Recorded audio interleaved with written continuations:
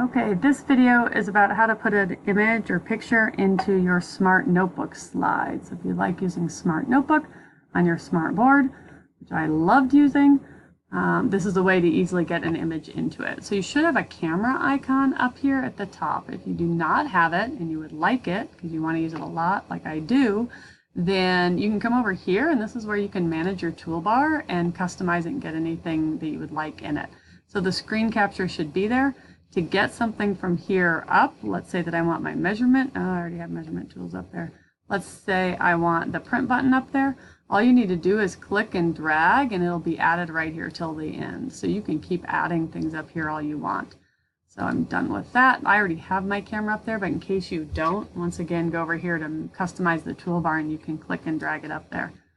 So this camera icon is a screen capture. It works about like the one in Word. When you click on it, you're going to get this.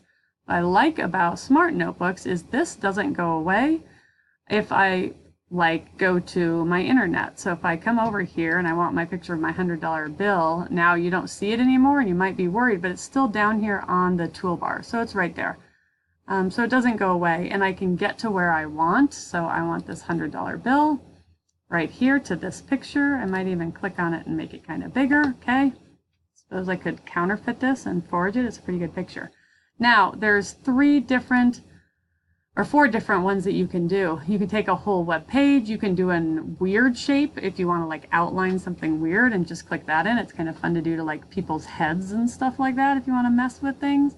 And then this one over here is the one I use the most. It'll just take a nice rectangle image, but if it's not a rectangle, you can do something else. So if I click on this, the capture will go away. It'll turn that fuzzy look again, and it's the same idea.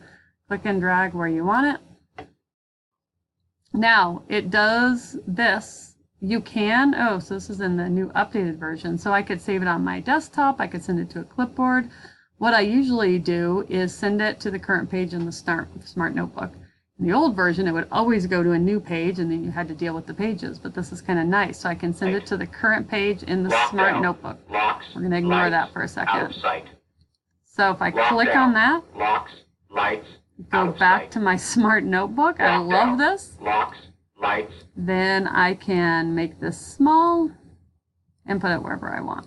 Okay, so there's my $100 bill that's now in my pictures. Cool.